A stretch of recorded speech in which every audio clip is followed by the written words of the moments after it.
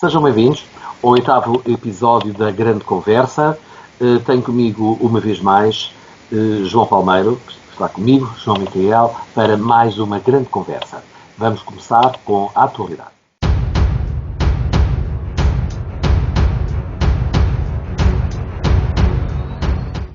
Olá, João, como está? Bem, muito obrigado. João, como vai? Estamos no oitavo episódio da nossa grande conversa e hoje, para a atualidade, pensei que poderíamos subir aos céus. Isto não tem nada a ver com as Eucaristias, mas no que tem que ver com toda a temática da aeronáutica, seja ela civil ou militar portuguesa. E começamos logo, porque na última semana tivemos estas tristíssimas notícias das quedas dos helicópteros de combate aos incêndios, mas também do INEM. Além de parecer que há aqui uma maldição, João, isto da aeronáutica tem aqui uma abrangência, os aviões, tudo tem a ver com, desde a companhia aérea, a força aérea, os serviços florestais, de combate a incêndios e tudo mais. Isto é verdadeiramente algo de estrutural para um país, e para Portugal principalmente, que lhe parece? É verdade, e sendo este um programa fundamentalmente de matriz cultural, há coisas fantásticas que são, toda esta problemática está a vir no momento em que está nas livrarias um livro, portanto uma biografia sobre Humberto Delgado. Humberto Delgado é o pai da aviação civil portuguesa, é o fundador da TAP, é o pai da aviação civil portuguesa e é um dos maiores entusiastas da organização da Força Aérea Portuguesa.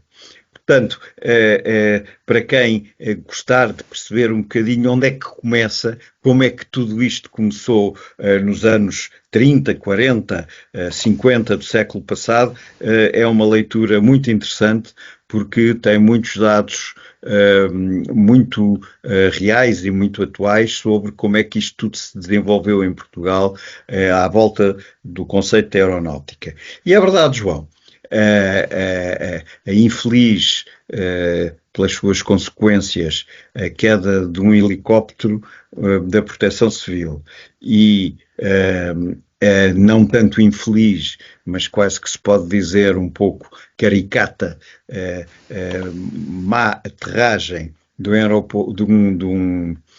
um helicóptero do INEM, e vamos pôr de parte aqui quem acredita ou não acredita na lei das séries, não vale a pena, que é para não estarmos a fazer previsões, mas estes dois incidentes, juntamente agora, se quisermos, ao anúncio de uma nova oferta, ou de uma oferta sobre a compra da TAP, trazem de facto para a nossa preocupação enquanto cidadãos duas coisas muito importantes. Uma é, para que é que serve ter uma companhia de bandeira? Queremos, não queremos ter uma companhia de bandeira? Acho que isto é mais importante do que falar nos milhões ou nos trilhões, quer dizer, é uma companhia de bandeira, significa ter, por exemplo, aviões à disposição quando for necessário transportar tropas para um teatro de operação qualquer, ou, ao contrário, quando for necessário evacuar portugueses que estejam num qualquer sítio com a sua vida em risco. Se calhar já não são muitos os que se lembram que quando houve um golpe de Estado na Guiné-Bissau e foi preciso evacuar centenas de portugueses que estavam a viver na Guiné-Bissau, isto terá sido há uns 10 anos, talvez, a solução foi mandar o único navio que as Forças Armadas Portuguesas tinham com capacidade para lá meter dentro os refugiados, que era um navio de transporte de alimentos e de transporte, era um carregueiro, quer dizer, no fundo, quer dizer, não era um navio que tivesse como função acompanhar as forças quando é necessário, ou projetar forças, como dizem os militares, ou fazer abrigo para os nossos, quando se trata de evacuar portugueses. E se formos à Lei de Defesa Nacional e às leis que determinam qual é a orgânica e quais são os equipamentos que nós precisamos, nós vemos que está lá um chamado navio para múltiplas funções. Está previsto há 20 anos comprar um navio desses. Exatamente para poder acorrer a situações. Imagina agora que na Venezuela as coisas correm mal. São milhares de portugueses que estão na Venezuela. Vamos lá deixá-los. Não vamos obrigar ninguém a voltar, com certeza. Mas se alguns quiserem voltar, temos que estar prontos para isso. Como é que os vamos trazer? Se não houver possibilidade de lá chegar por meios aéreos, só há uma, que é pelo mar, mesmo que seja para os levar ao Brasil e trazer e levar e vir para trás e para a frente até tirar de lá todos. E nós, eu acho, esquecemos muito isso, talvez porque, como desapareceu o serviço militar obrigatório, eu não estou a dizer, João, que seja uma boa coisa ou uma má coisa. Só estou a dizer que, em consequência disso, deixou de se falar desta matéria e, ao deixar de se falar desta matéria, as Forças Armadas Portuguesas depois, seja qual for o ramo, não têm navios, não têm helicópteros, não têm aviões. Não sei se o João reparou, quando foi a intervenção, outra semana anterior, no incêndio na Madeira, foram 2 aviões Canadair espanhóis. Muito bem. Faz parte do apoio, do sistema de apoio de combate a incêndios europeu. Mas eu acho que a Madeira, antes de ser solo europeu, é solo nacional, é solo português. Portanto, o que eu diria que seria normal era ter em uma intervenção com meios portugueses que só podem ser Canadairs ou helicópteros pesados da Força Aérea, mais nenhum têm capacidade para atravessar o mar para lá chegar. Mas pode-se dizer assim, a Madeira fica mais perto das Canárias do que fica mais perto do continente, portanto foi mais depressa chegarem lá.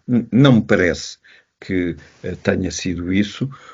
O que me parece é que, como os aviões Canadair, que são os que podiam lá chegar, estão num regime de aluguer, provavelmente esse aluguer não previu a possibilidade de eles terem que voar até à Madeira e voltarem da Madeira, porque esse voo é um voo de posicionamento, não é um voo de operação. E, portanto, tem preços diferentes no negócio deste tipo de contratação de serviços. E, se calhar, não era conveniente que os aviões fossem daqui para lá, nas situações em que estão, e, portanto, lá foram os aviões espanhóis que estão integrados, e este é o problema que eu acho que é preciso discutir em Portugal, mais cedo ou mais tarde, estão integrados no esquema de comando, no esquema de funcionamento da Força Aérea Espanhola, e que são aviões que no verão combatem incêndios e que de inverno são usados para busca e salvamento, que é uma das competências maiores que Portugal tem em relação ao seu espaço da chamada plataforma atlântica, que é manter nessa plataforma um serviço, um sistema de busca e salvamento, e para isso é preciso ter aviões destes, ou semelhantes, quer dizer, estou a dizer dos Canadair, são aqueles que nós vemos na televisão. A mesma coisa, no fundo, com os helicópteros de combate a incêndio, quer dizer, é a mesma coisa. Eu não acredito que, se fosse um helicóptero militar, estaria impedido de ter avarias ou cair ou de ter um acidente. Claro que não. São máquinas e as máquinas avariam-se em qualquer momento. Mas o nível de preparação que existiria na Força Aérea, sobretudo num ano como este, em que os helicópteros têm voado muito menos, porque, graças a Deus, tem havido muito menos incêndios, e, portanto, têm voado muito menos, os helicópteros da Força Aérea são obrigados a manter esse nível de prontidão.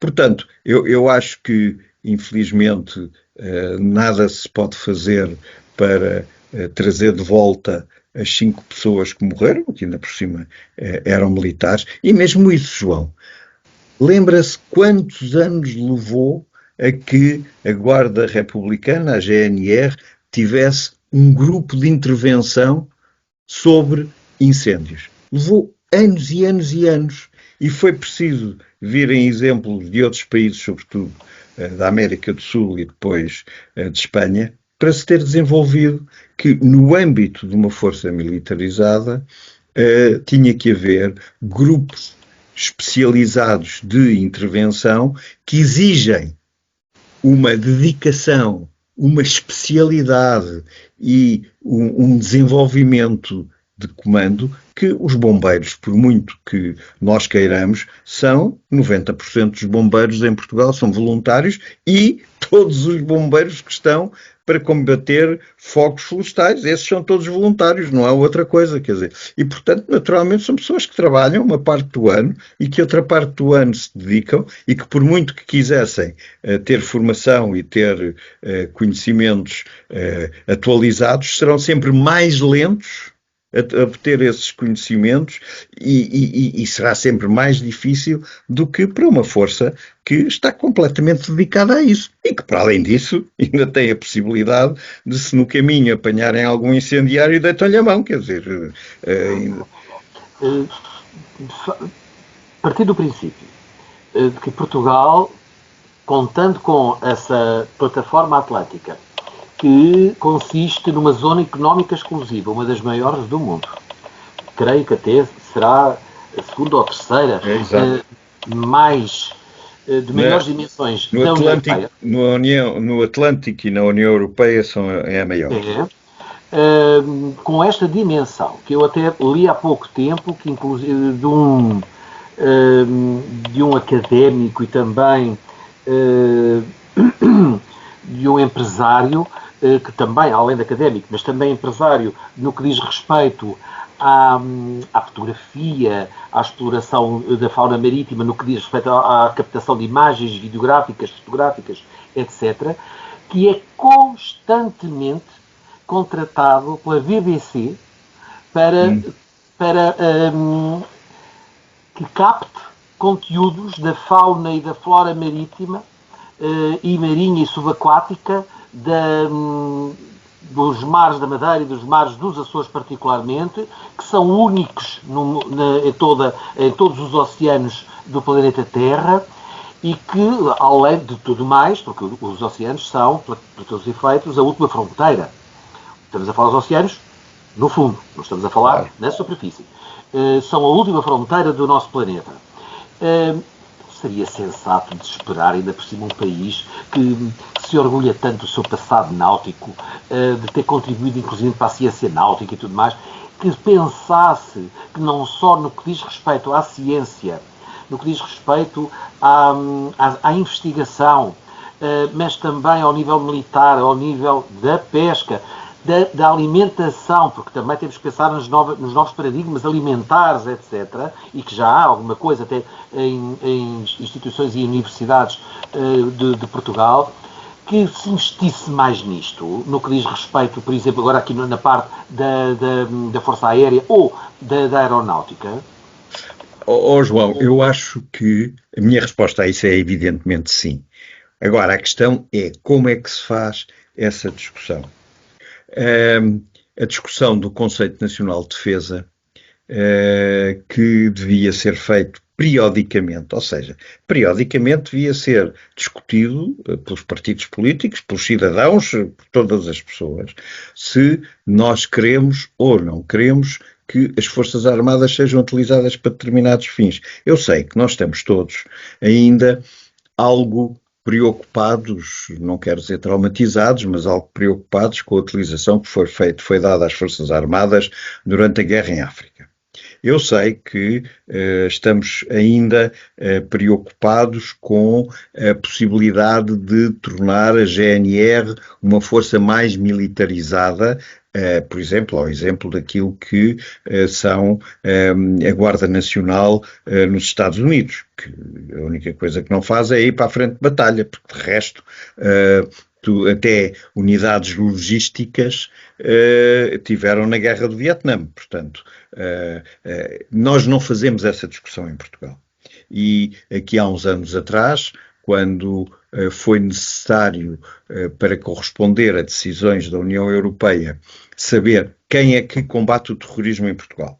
Porque há um combate que é um combate de recolha de informações, há um combate que é um combate policial, mas há outro combate que é, se de repente entra por aqui fora um grupo de 30 ou 40 pessoas armadas que desatam aos tiros, quer dizer, não é a GNR, nem é a Polícia de Segurança Pública que estão preparadas para isso. Não é, já nem falo a nível de armas, já não falo a nível de armas, falo... Basta que aconteça um décimo do que aconteceu em 7 de outubro de 2023 em Israel. Ouça, foi uma invasão por terra e ar. Não é? Eu já não falo em, volto a dizer, já não falo sequer em questão de armas, porque isso é outra das confusões que nós vivemos. Falo em termos de tática. A GNR, a PSP não vale a pena, porque a PSP é treinada para estar na rua das cidades ou das grandes urbes, portanto não vale a pena. Agora, a GNR está treinada para tratar do terreno de outra maneira, não é para tratar do terreno em ações de contra-guerrilha ou em ações de luta contra o terrorismo. A confusão que foi em Portugal nessa altura e as alterações escondidas, as alterações envergonhadas que se fizeram à Lei de Defesa Nacional para poder acomodar, porque aqui a questão era saber se outro membro da União Europeia tiver uma situação em que precisa da colaboração de Portugal, qual é a força que responde a isso? E nós vemos hoje em dia que, em consequência dessa alteração, o que se fez foi desenvolver um corpo de intervenção muito especial na GNR, que às vezes é mandada, quando as ações são também policiais, é mandada para representar Portugal em forças internacionais que Portugal é obrigado a estar. Portanto, a melhor defesa é sempre termos consciência de que um dia podemos ser atacados. Essa é a melhor defesa em todo o mundo. Parece a mim, e estamos de alguma maneira maniatados e cerceados por um discurso e por uma narrativa de esquerda contra vamos lá chamar, uma militarização da sociedade, que inclusive até se nota agora nas próximas presidenciais, em que se acha, e aliás alguns órgãos de comunicação social até também secundam essa opinião, em que jamais terão outra vez um militar na chefia de Estado. Não percebo porquê. E entretanto, e até porque se percebeu que essa não é a militarização, mas o conhecimento, o modus operandi do militar serviu muito na gestão de algo muito importante durante a pandemia. Agora, mas verdadeiramente, e também se percebe, então nós temos as nossas Forças Armadas só para operarem em palcos de guerra e conflitos fora do nosso território. Não é para isso que serviram só as nossas Forças Armadas, não é? Esse exemplo da pandemia é muito interessante, porque ele está ao nível daquilo que eu dizia ainda há pouco, que é, e se tivermos que ir à Venezuela buscar largos milhares de portugueses? Não é uma guerra contra nós, não é uma ação contra nós, é uma ação contra os portugueses. E neste caso, a única coisa que existia... Que funciona e que pode a única coisa que existia de diferente era que nós não podíamos pôr um nome no presumível inimigo, quer dizer, em alguém que tivesse andado a lançar vírus ou não tivesse. Portanto, não podíamos pôr um nome, portanto, não podíamos dizer que era uma ação contra. Agora, as consequências dessa ação eram consequências que só havia benefícios e vantagens em serem tratadas numa perspectiva de defesa nacional. Porque o que podia estar em causa de repente era que começassem a morrer tantas pessoas, ou começasse a haver um assédio aos hospitais, que só uma organização preparada para reagir a movimentos muito específicos e muito concretos, é que tinha conhecimentos e, sobretudo, capacidade de reação para conseguir, como vimos, quer dizer, foi preciso esperar até se ir buscar as pessoas que estão treinadas e pagas por nós, que é a coisa mais engraçada, quer dizer, porque quando as outras pessoas estudam e pagam os seus estudos, maioritariamente são os pais dessas pessoas, ou eles próprios, depois ao longo da vida, que decidem estudar.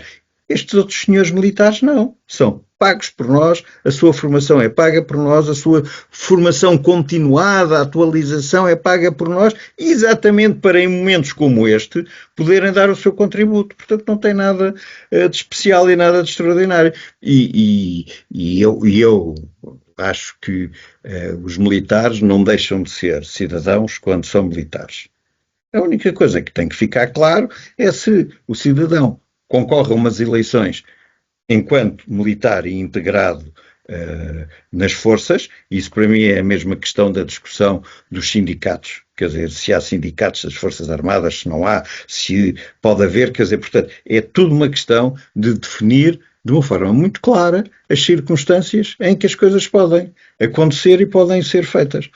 Portanto, nessas circunstâncias, a mim não me preocupa nada se um candidato foi militar ou ainda pode ser militar no futuro, desde que não se apresente, não concorra como militar. Portanto, e aí a comunicação social até tem alguma responsabilidade nisso, porque nada a impede de passar a tratar o senhor fulano de tal pelo seu nome, sem pôr lá atrás a patente ou não patente. Quer dizer, a pessoa não foi batizada, não está no seu bilhete de identidade, nem no passaporte. O João sabe, que tão bem ou melhor do que eu, que os militares, tanto como os embaixadores, têm direito e podem usar esses títulos, esses títulos, até ao fim da vida. Claro que sim, mas isso é uma coisa. Mesmo já estando, no caso dos embaixadores jubilados e no caso dos militares estarem na reserva. Ou na reserva, ou já, enfim. Agora, mas verdadeiramente, não é o facto de ter lá o título de ser almirante, de ser marechal, que não temos marechais neste momento, presumo, ou generais, que deixarão, ou que impedirá o que quer que seja. Não, porque a discussão é exatamente essa. É se eu estou a tratar aquela pessoa pelo posto, posso estar, na ideia de alguns, a condicionar, na ideia de outros, a promover. Porque então se tem um posto é porque é uma pessoa muito íntegra, isto, aquilo ou aquilo outro. Portanto, e isso, mesmo que eles tenham o direito a usar, quem os trata não tem a obrigação de os usar, a não ser que faça parte da estrutura militar. Quer dizer, claro que se fizer parte da estrutura militar tem que os tratar dessa maneira. Agora, se não fizer parte, numa notícia de jornal, numa referência que se faz, não há nenhuma obrigação. E estas confusões que a nossa sociedade, que às vezes eu costumo dizer são boas confusões, porque quer dizer que estamos suficientemente em paz há tempo suficiente para que isto não seja fundamental e não temos passado por provações que nos obriguem a tomar decisões fundamentais sobre este tipo de problemas. Agora, eles vêm, eles surgem e vamos ver, eu estou com alguma curiosidade em ver, volto a dizer, à parte o triste desenlace que houve num dos casos, como é que vão ser tratados em termos de o que é que aconteceu e porquê é que aconteceu estes dois últimos incidentes de que começámos a falar. Sim, até porque recordemos também, e agora para encerrar este nosso primeiro segmento, recordemos também que já numa embarcação a própria guarnição se recusou a embarcar, coisa inédita na história da Armada em Portugal, não é? Bom, João, vamos então agora passar para o grande tema.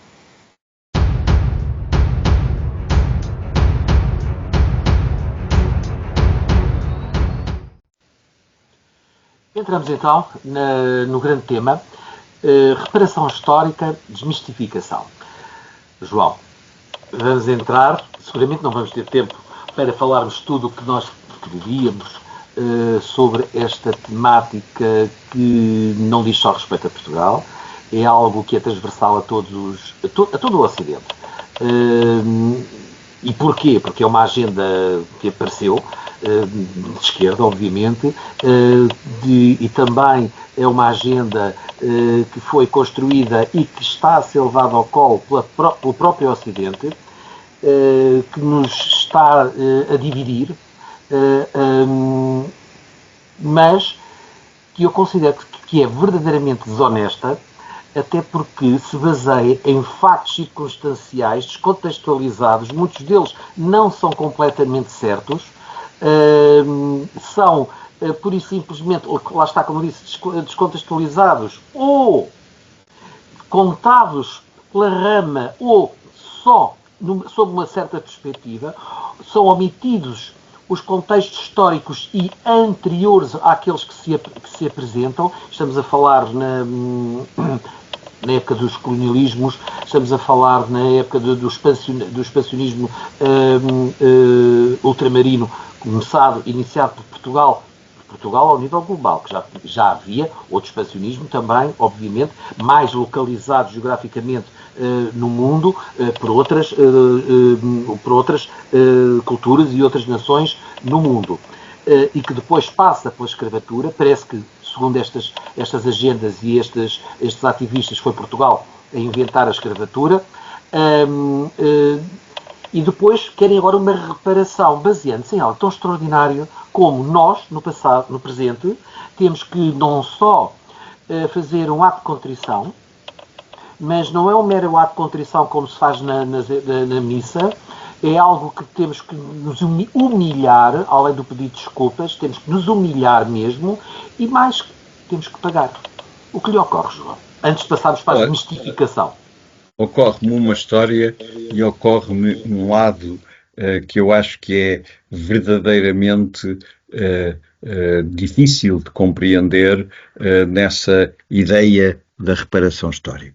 A história é, eu um dia, quando tinha para aí 6 anos, 7 anos, 8 anos, dei comigo num grupo de meninos da mesma idade, eu era o único que sabia o que é que queria dizer 10.000 reis. Era o único. 10.000 reis eram 10 escudos quando eu era pequeno. E eu tinha uma tia-avó que funcionou como minha educadora desde muito pequeno, que ainda falava assim. Quer dizer, estamos a falar em 1950 e poucos, portanto, a senhora já tinha nascido no século XIX, tinha vivido, tinha pago, tinha usado a vida dela toda com as moedas de reis, de real, e quando veio o escudo, depois da Revolução Republicana, neste estabelecimento de correspondências, como entre o euro e os escudos anteriormente, ainda há muitas pessoas que hoje em dia falam em euros como se falassem em escudos. Aliás, de repente, houve uma moda de começar a tratar o euro da mesma maneira que no fim dos escudos tratavam os escudos, que era por paus. Quer dizer, não havia moeda, portanto não havia uma medida de grandeza apenas que se aplicava a tudo. Ora bem, esta história, para mim, é quando essa minha avó morreu, eu nunca mais ouvi ninguém falar de 10.000 reis na minha vida. Quer dizer, não ouvi, quer dizer, acabou, quer dizer, era a única pessoa que falava de 10.000 reis. No entanto, eu sabia o que eram 10.000 reis na medida de correspondência com os 10 escudos. Ora bem, aqui é um bocado a mesma coisa. Eu penso que há pessoas que acham que se nós deixarmos de falar em escravatura, se abolirmos os símbolos da escravatura, devolvendo-os àqueles que ou os querem esconder para nunca mais os verem, ou os querem usar para nos agredirem depois a seguir, que o assunto fica resolvido. Não fica. Quer dizer, só fica completamente resolvido quando alguma vez no mundo for possível abolir a escravatura. Então sim, aí ela cairá, como na história dos 10.000 reis, cairá em desuso, porque mais ninguém é capaz de identificar o que é que isso quer dizer. Portanto, estar a encontrar soluções que são parciais, soluções que se aplicam apenas a uma parte da humanidade, parece-me que não é fazer outra coisa que não seja esconder situações que têm que ser prevenidas, que têm que ser, tem que se lutar contra elas para que elas não possam voltar a acontecer. Portanto, isto, de um lado, parece-me extraordinariamente claro, que é, não é por agora começarmos todos a dizer fomos uns péssimos, fomos uns maus e fizemos ou deixámos praticar escravatura ou contribuímos para que isso acontecesse e fomos colonialistas e trouxemos desses territórios algumas coisas. Não é dessa maneira que se assegura que para os nossos futures, para os nossos filhos, netos, bisnetos, nunca mais tais flagelos aparecem. Não, não é assim. Da mesma maneira, portanto, isto era a história. Da mesma maneira que a sociedade europeia, a sociedade americana, que é tentativamente parecida com a sociedade europeia, pelo menos nas estruturas de onde vêm esse tipo de preocupações. O que está a fazer é impor a sociedades que não têm os mesmos valores organizativos da liberdade e da humanidade, princípios que eles querem que, ao receberem, seja as nossas desculpas, seja a nossa humilhação, seja as peças que estão nos nossos museus, os livros, os documentos que estão nos nossos arquivos, ao receberem isso tudo de volta, como se eles estivessem a poder ter uma vida melhor, que é o primeiro passo para se mudar alguma coisa na humanidade, é conseguir criar condições para que as pessoas tenham uma vida melhor. Ora, as organizações sociais, as organizações de caráter antropológico dessas sociedades não são iguais às nossas. Não valorizam da mesma maneira. Sociedades ainda profundamente oralizadas valorizam, e muito, a força da oralidade. Sabe, o João, não sei se ouviu falar disto alguma vez, mas eu vi-me envolvido aqui há uns anos atrás numa discussão muito interessante, sobre se o folclore, que vem de tradição, são coisas que não se sabe quem criou, quem inventou, quem tratou, devia ou não devia ser passível de produzir direitos de autor. O direito de autor é um direito de criação, de inovação, e tem um princípio fundamental que é saber quem é o criador, porque esse criador é que é o dono do direito de autor. O folclore, isto era praticamente impossível. Isto pôs-se a propósito de uma determinada região na África do Sul. E porquê? Porque o Bruce Springsteen terá, numa música sua de grande êxito, usado alguns acordes que depois ele próprio reconheceu que tinha ouvido e tinha memorizado numa viagem que tinha feito à África do Sul. Mas que, portanto, contrariamente a copiar uma música que está registada, que está tratada e que se sabe quem é o proprietário, ele ouviu, guardou e depois reproduziu na sua criação essa música. é qualquer coisa de muito parecido com aquilo que nós estamos aqui a ouvir que nos está a dizer, que é, há uma música que nós não sabemos muito bem quem foram os seus autores, quem lançou, quem desenvolveu os seus autores concretos, portanto, os primeiros passos das escravaturas, etc. E nós agora é-nos dito como vocês praticaram qualquer coisa que é neste âmbito, vocês são totalmente responsáveis por aquilo tudo que aconteceu. E eu acho que o primeiro problema de todos, é este. É reparação histórica, é uma coisa que não é possível, João.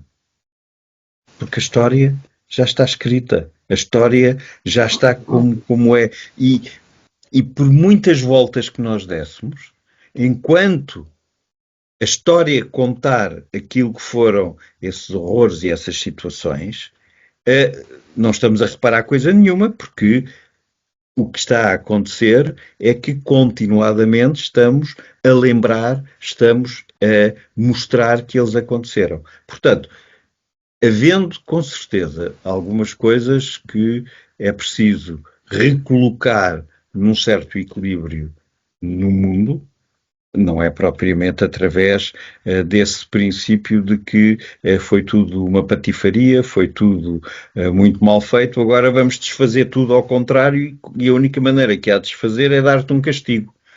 E esse castigo é a humilhação, pedir desculpa.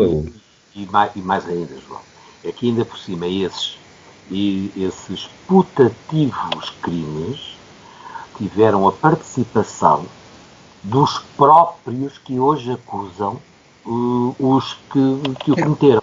Claro. Isto é mais ainda espantoso pela hipocrisia.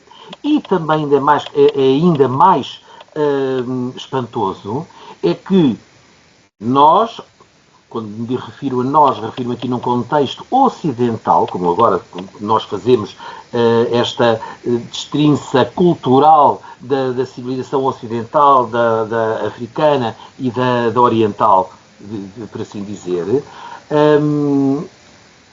Na cultura ocidental, fomos os primeiros a abolir a escravatura. No Oriente, ela não está abolida. Em África, o João sabe quais são os indicadores, segundo a ONU, das maiores percentagens da presença de trabalho escravo, da escravatura em todas as acessões do trabalho escravo, trabalho forçado, tanto ele seja ele infantil, adulto, o que seja. A imigração forçada, inclusivamente a prostituição, o trabalho sexual infantil das mulheres, dos homens não tanto, mas inclusivamente, o João sabe quais são os continentes ou as localizações geográficas que são as que possuem e onde existem estas maiores percentagens. Em primeiro lugar, no Oriente, na Ásia, a seguir, na África. Portanto, não se podem apontar o dedo. Não podem culpar algo de que hoje em dia, na atualidade, os presentes, os vivos, não podem ser culpados por erros do passado, mas que os próprios, hoje em dia, nos seus países de origem ou nos locais onde eles acusam e se queixam que são vítimas atuais desses acontecimentos do passado. Repare que aqui, numa das últimas discussões e debates que passaram na televisão, depois do nosso Presidente que cometeu aquele dislate, daquela coisa que ninguém lhe encomendou e que os próprios chefes de Estado que estavam cá, ninguém reconheceu, ninguém pretendeu e todos eles disseram que não havia nenhum interesse em nenhuma reparação ou o que quer que seja, em que verdadeiramente chegaram ao cúmulo de falar que nós, enquanto sociedade aqui em Portugal, hoje estamos a viver com privilégios dos resquícios da exploração que então nós fizemos em África, da exploração do roubo da expropriação e do genocídio. Veja bem os vocábulos que são encontrados. Veja bem. E mesmo quando são confrontados com a situação em que eles próprios perseguiam, capturavam e vendiam os próprios irmãos para o comércio esclavagista, eles por isso simplesmente fazem a tábua rasa e passam em frente. E com os números atuais da escravatura naquele continente. E inclusivamente também, lá como cá, por exemplo, a excisão clitoriana nas meninas africanas aqui em Portugal. Como lá na Guiné e tudo mais. Isso para eles não interessa nada. Agora, como é que se faz aqui uma reparação? Como a comunidade brasileira, não só, não direi toda, mas também, como muitos no Brasil, dizem o nosso ouro. Mas eu faço sempre a mesma pergunta. Mas qual o vosso ouro? Quem fala isto geralmente são pessoas descendentes ou de portugueses ou de povos que vieram da Europa ou de outras paragens do mundo, mas eles não podem dizer do nosso. Quando muito quem poderá dizer uma coisa dessas, do nosso, entre aspas, serão os descendentes dos indígenas daquele continente. É que é de tal maneira a falta de percepção, a desadequação do conhecimento, a desonestidade intelectual, que ainda por cima nota-se que há quase um ódio baseado verdadeiramente num trauma qualquer, seja ele histórico, social, cultural, não faz ideia, se é inclusivamente, se é potenciado, se é alimentado, não sei por que classe, por que política, cultural, etc. Mas isto verifica-se verdadeiramente. Mas depois também vemos noutros países, que geralmente são países mais avançados, que não entram, não alinham nestes cursos, como é o caso, por exemplo, do Japão. O que lhe parece, João? João, eu acho que há aqui duas coisas que são muito importantes. A primeira é o valor das coisas, por exemplo, para falar no ouro. O ouro não tinha qualquer valor para os tais antepassados daqueles que dizem que nós trouxemos o ouro. O que tinha, por exemplo, muito valor para algumas dessas comunidades, por exemplo, era o sal. Sal esse que, como era muito abundante em Portugal, não tinha valor para os portugueses, porque estava ali, quer dizer, era ir ao mar, pôr nas salinas e depois ir lá buscá-lo, ou, em alguns sítios, poucos, em Portugal, escavar e ir até às minas de salgema. Portanto, esta comparação da utilização e esta comparação da atribuição de valor é uma matéria, e eu acho que nós não podemos comer as palavras, é uma matéria essencialmente marxista. Ou seja, a atribuição de valor ao trabalho, porque é aqui que nós estamos. Porque de resto atribuir valor ao ouro ou atribuir valor ao sal tem a ver com a utilização e tem a ver com a escassez ou a dificuldade ou a periculosidade de obtenção desses bens. Estes indígenas davam muito mais valor, valorizavam muito mais, por exemplo, as plumagens das aves, que era com as tais que eles próprios se embelezavam, e nem todos as usavam, e outras coisas, pedras coloridas, etc., porque eles não faziam a exploração, porque eventualmente nem conheciam os métodos. Mas há uma coisa que eu nunca mais ouvi falar em Portugal, que me acompanhou em estudos e até em trabalho durante algum tempo, que foi em 1959, nas Nações Unidas e no OIT foi estabelecida uma comissão para estudar as condições de trabalho das populações portuguesas em África.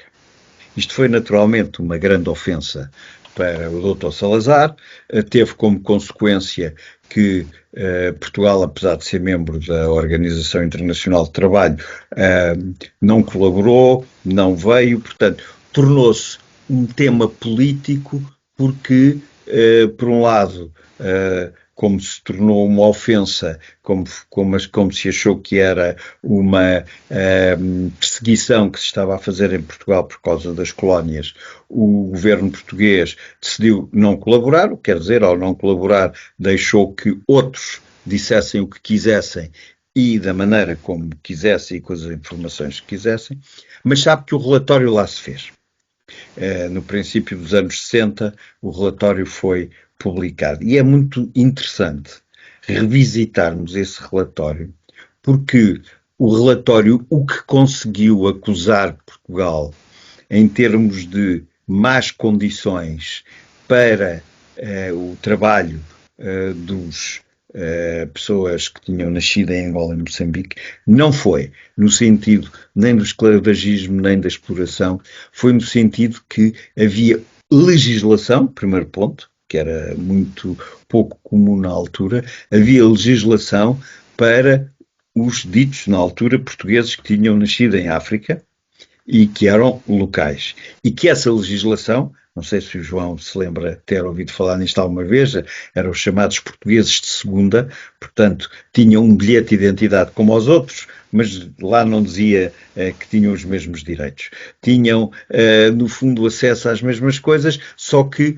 com restrições. Ou seja, é muito interessante, porque esse relatório, de que já nos esquecemos todos, não veio dizer que Portugal explorava, Portugal tratava mal os seus trabalhadores. Estamos a falar de trabalhadores, não estamos a falar de outro tipo de atividades políticas, sociais, liberdades, não. Estamos a falar de trabalhadores. Mas que o que havia era uma legislação, que era a legislação nacional, que tratava de modo diferente uns e os outros. Pronto, e isso era a verdade, era a realidade, era a visão que havia na altura em Portugal em relação à organização do mercado de trabalho. Portanto, era essa que havia.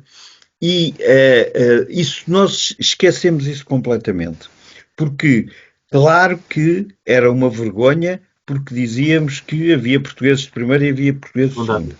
Mas, por outro lado, éramos uns dos raros que tínhamos isso definido, quer dizer, estava definido, estava escrito, estava mal escrito, maltratado, se quisermos, não é, mas existia.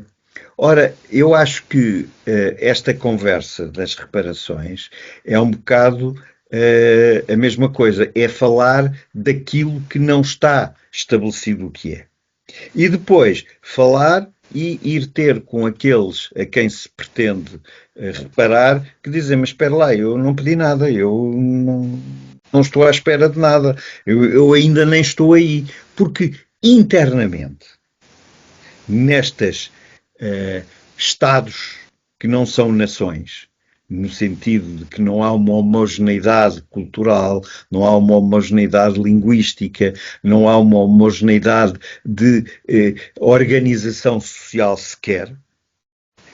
Portanto, nestes Estados que não são nações, caso de repente houvesse um movimento mundial para dizer vamos lá devolver tudo para estas pessoas, estes Estados não saberiam resolver. Seria um problema, seguramente. Isso é manifestamente impossível, porque a história da humanidade não para no período colonialista europeu. Começamos por aí. Não se resume. Então tínhamos que voltar até à Lucy, que é aquele primeiro humanoide que foi encontrado em África. Ali na zona do que é hoje a África do Sul. Isso é absolutamente impensável. Então, e muita gente fala, e é verdade, aqui em Portugal, então nós temos muito a pedir uma compensação. Desde os árabes, que cá estiveram, agora, quais árabes? Começamos por aí, quais árabes? Os romanos, quem são os romanos? Os italianos. Os celtas que vieram para cá, porque não havia também, etc. Ou seja, nós abriríamos uma caixa da Pandora, entraríamos numa espiral caótica de todas estas confluências de todas destes encontros que houve na humanidade, não só aqui, mas também em todo o lado no mundo, e não ficamos só por aqui, também em todo o lado isso aconteceu, em todos os grandes impérios, inclusivamente na Ásia, o Império da Mesopotâmia, da Pérsia, etc, etc, o Império da China, o Império do Japão, quer dizer, mesmo o do Vietnã, o Império do Camboja, onde está Angkor Wat e tudo, João, não pararia. Mas, João, eu acho sempre que nós devemos ir à procura de exemplos que as pessoas possam compreender sem grandes interesses. Eu, em relação a esta matéria, digo sempre uma coisa que é o seguinte: malária. Portugal tem investigação sobre a malária há mais anos, mais profunda, com maior número de conhecimentos. Essa investigação sobre a malária deu patentes que foram registadas por Portugal e que hoje em dia estão registadas por Portugal, permitiram que outros que não são portugueses, são de outros países do mundo, inclusivamente chineses, tivessem, na base dos estudos que os portugueses fizeram, tivessem registado outras patentes ainda mais avançadas, e é um bem altamente produtivo e é um bem que não existiria, este registro, esta patente não existiria se os portugueses não tivessem dedicado uma parte do seu orçamento a estudar as consequências da malária.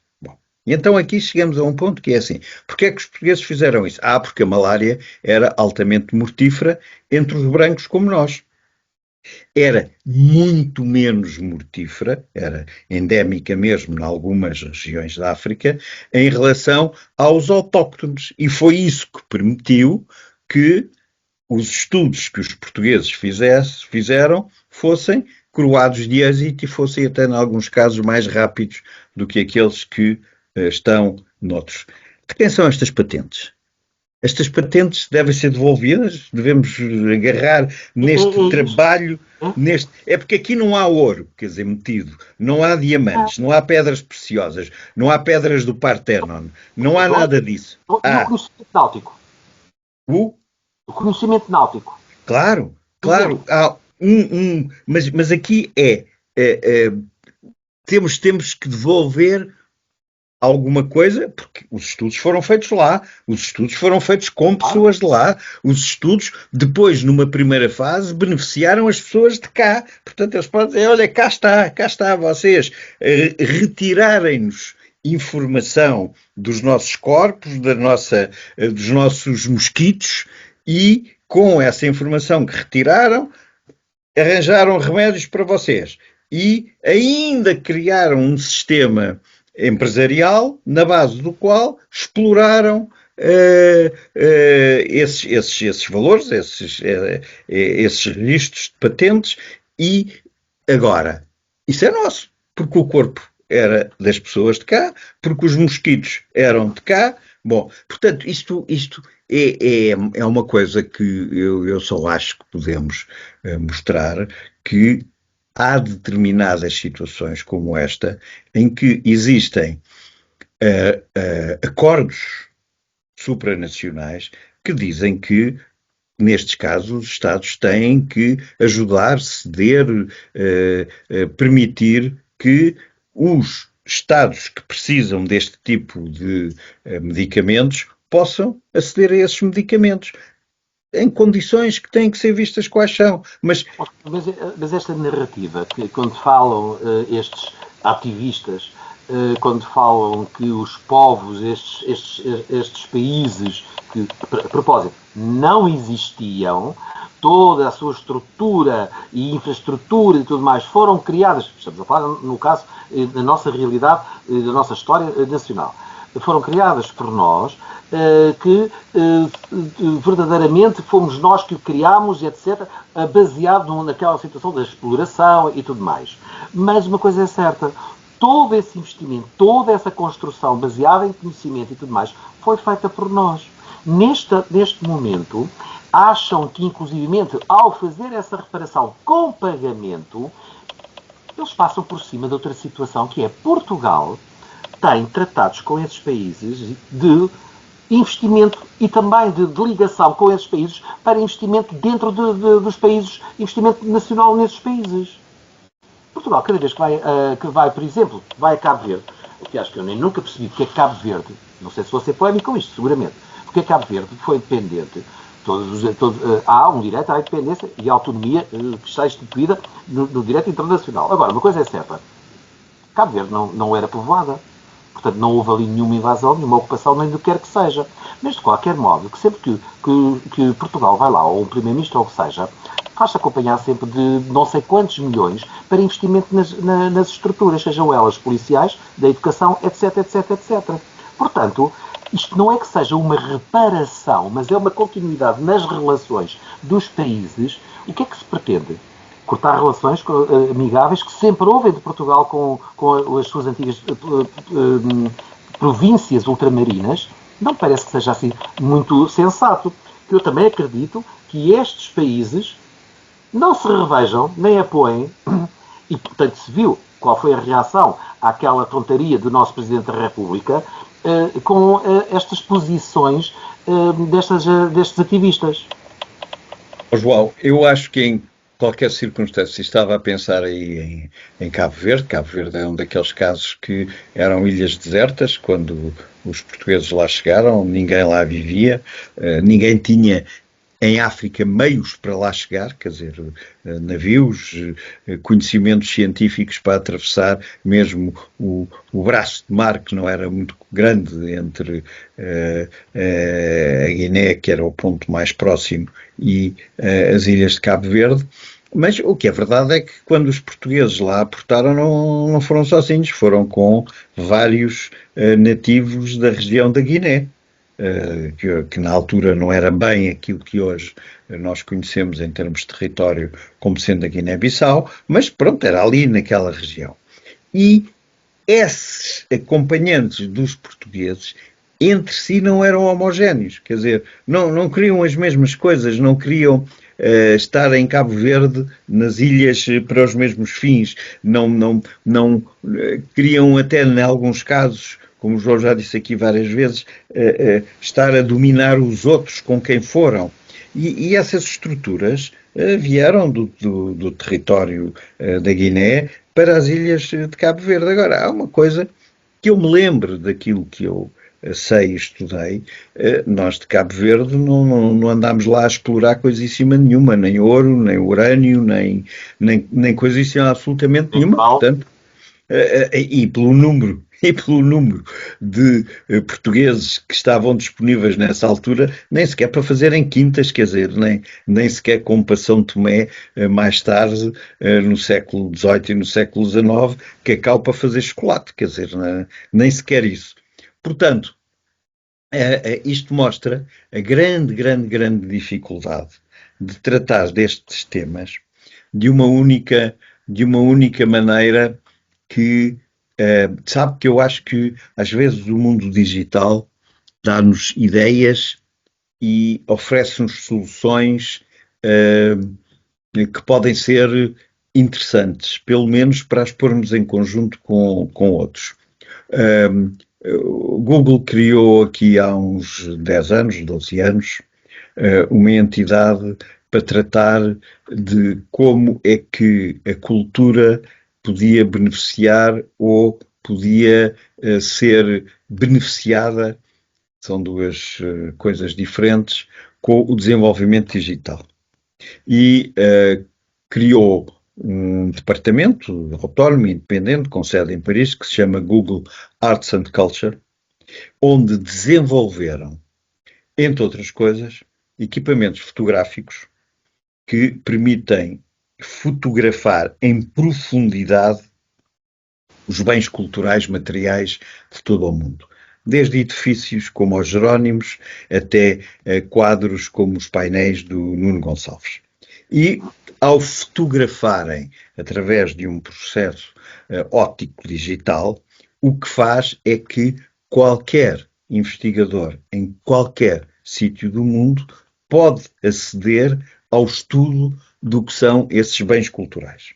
Bom, este exemplo, para mim, serve sempre para dizer que talvez seja a este nível que nós devíamos investir nessa tal devolução para nos assegurarmos que a informação que acompanha este tipo de análise, este tipo de estudos, a informação que fica registada nas bases de dados onde estão estas fotografias, estas análises em si, é uma informação suficientemente clara e suficientemente verdadeira para contar a história da peça ou contar a história da situação. Quer dizer, e em que as pessoas não digam isto está no Museu Português é porque foram os portugueses que lá puseram. Não, tem que dizer mais qualquer coisa, isso com certeza. Quer dizer, dar um rasto, dar um caminho à peça.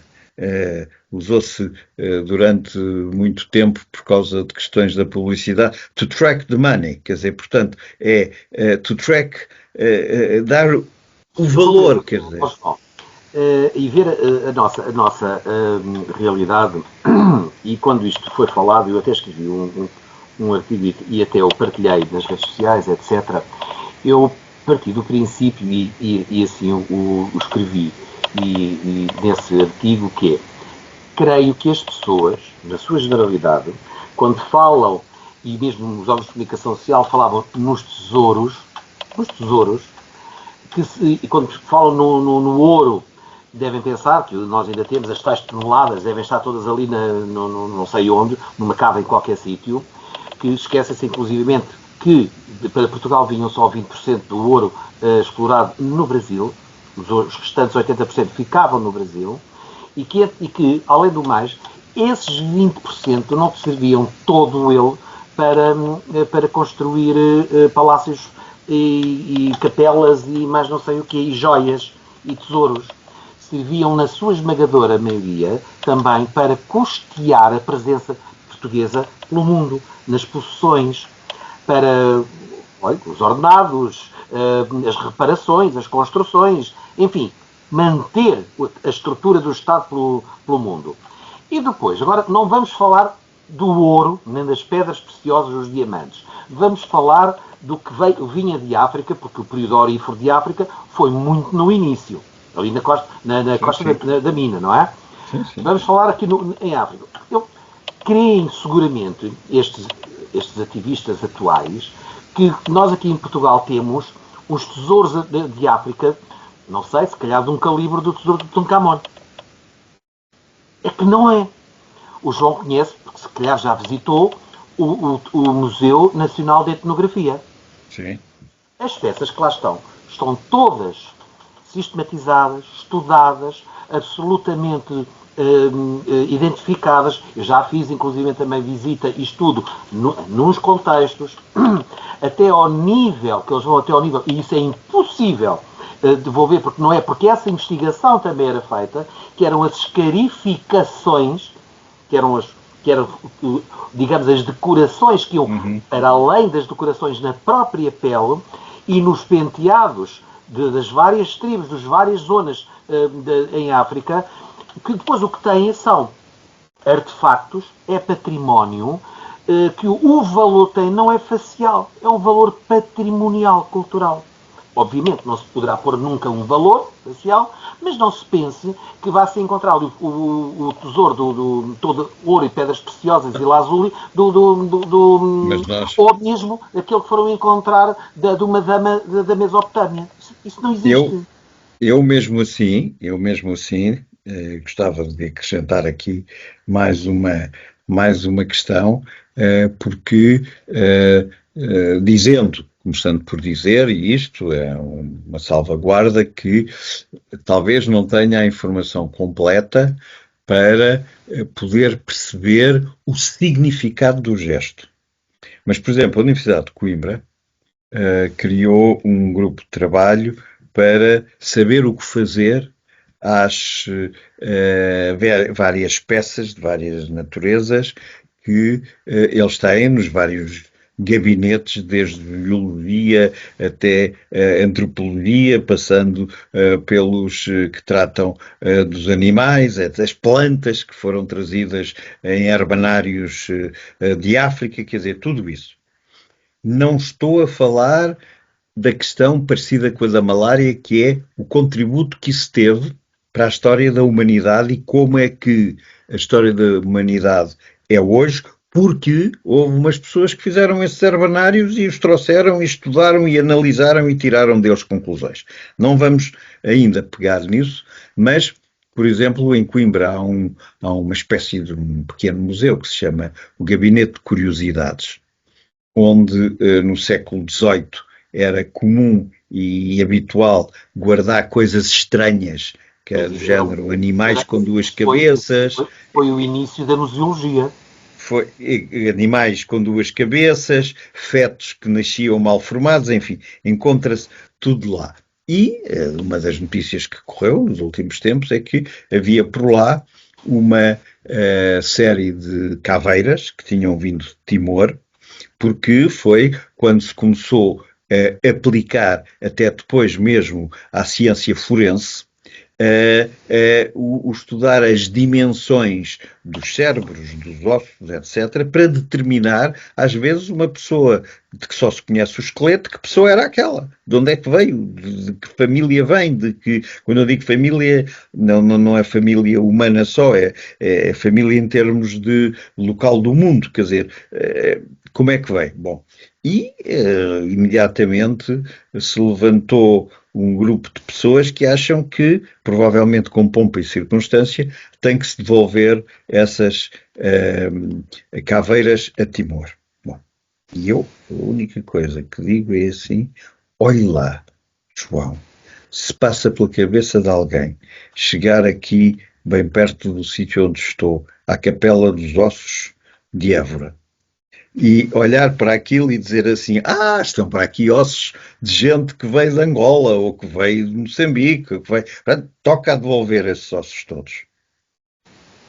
O que é isto? Quer dizer, porque a minha questão é, por que é que se privilegia, então, nessa perspectiva, as caveiras que estão em Coimbra, no museu, e não se faz alguma coisa em relação àquelas que estão pura e simplesmente amontoadas, quer dizer, aqui em Évora, na Capela dos Ossos, quer dizer, porquê? Porque num caso e no outro estamos perante finalidades diferentes.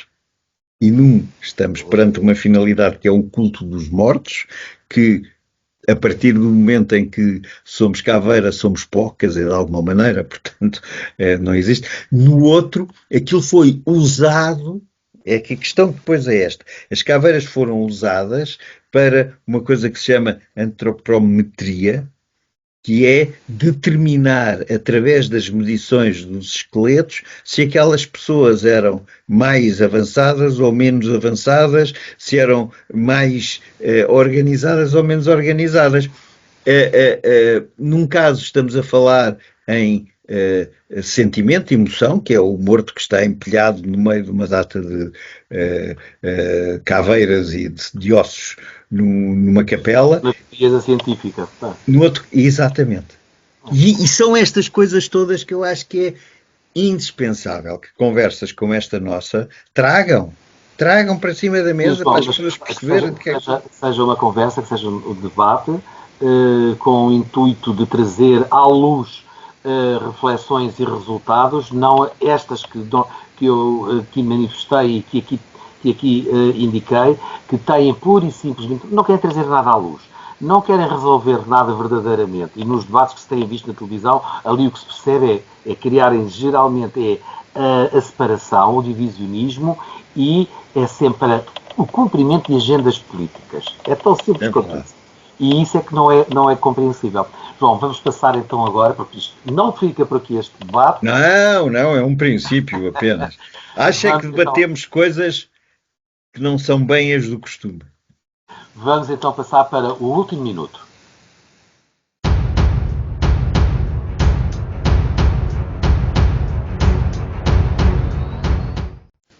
Somos chegados então ao último minuto. João, desta feita, mais uma vez, a sua responsabilidade pela sugestão cultural ou outra. Olha, eu estou muito hesitante porque aquilo que eu queria de facto trazer tinha a ver com o Festival de Veneza e dentro do Festival de Veneza com um filme do Almodóvar pela primeira vez falado em inglês. Ou seja, o Almodóvar que se recusou durante 30 anos a fazer filmes que não fossem em espanhol ou dobrados em espanhol, quando os artistas não sabiam falar espanhol e o filme era apresentado em espanhol. Este ano concorreu, ou está a concorrer, ao Leão de Ouro de Veneza, com um filme totalmente produzido e falado em inglês. Eu acho que, de repente, isto é uma coisa menor, quer dizer, pode ser bom, tipo fartou-se, quer dizer, ou de repente ele caiu nele e quer ganhar um Oscar e já percebeu que, se calhar, claro, tudo isto é verdade. Mas o que eu acho é que isto acontece no mundo da inteligência artificial, em que é tão fácil, tão fácil, tão fácil usar programas para transformar um filme que foi lançado em espanhol em que os diálogos passam a estar disponíveis em inglês. Então eu fui ver o tema do filme. E aí o tema do filme já nos afasta um bocadinho da cultura. Porque o tema do filme é a morte medicamente assistida. Ou, mais ainda, é o problema de quem não podendo escolher, ou seja, é bom ser mau, mas quem não podendo escolher, tem que encontrar cúmplices para poder fazer qualquer coisa que o filme descreve como fugir ao sofrimento. E então é aqui que eu acho que é muito interessante nós perguntarmos se há algum significado nisto. O Almodóvar filma pela primeira vez em inglês um filme cujo tema é um tema extraordinariamente difícil de tratar ainda na Europa, de tratar em Espanha e em Portugal, são países onde é ainda muito difícil tratar desse tema, e então que significado terá, se é que tem, esta escolha de, ao exprimir-se numa outra língua que está num país em que as leis nos Estados Unidos não são mais permissivas em relação a esta matéria, só são em relação à área penal onde existe a pena de morte. Tirando isso, não são mais previsíveis. Mas ao exprimir-se numa outra língua mais abrangente, mais culturalmente anódina, se quisermos, se isso tem de facto algum significado. Eu, esta semana, a única coisa que me lembrei do ponto de vista cultural que disse assim, isto ou tem ou não tem significado. Mas era importante que nós não perdêssemos de vista o que é que vai acontecer até ao fim em Veneza, porque, por exemplo, já aconteceu uma coisa, que foi o filme foi aplaudido durante um dos maiores tempos de aplauso dos últimos anos de um filme apresentado a concurso em Veneza. Portanto, acho que o filme chama-se A Paredes Meias, tradução livre portuguesa, claro, mas qualquer coisa em inglês como The Other Door, se não me engano, mas portanto era esta a minha sugestão. Muito bem. E é com esta sugestão de uma ida ao cinema, depois foi ir ver o Almodóvar, que nós vos deixamos. Até à próxima edição da Grande Conversa. Foi o oitavo episódio, com o grande tema reparação histórica e desmistificação, a atualidade, que falámos da aeronáutica em Portugal e com toda a sua ramificação. João, até para a semana. Até para a semana. E qualquer dia temos de começar a levantar o véu do que é que vamos fazer a seguir. Vamos deixar os nossos espectadores... Acompanhantes, eu costumo dizer. Acompanhantes, que é para depois voltarem. Que depois, de facto, vamos ter novidades. Não, mas deixares esta ideia de que os tipos já enrolaram naquilo, agora se calhar vão fazer 50 episódios. Não, esperem aí, vamos fazer qualquer coisa... Que não deixaria de haver assunto, seguramente. Isso tenho a certeza absoluta que não. João, um abraço.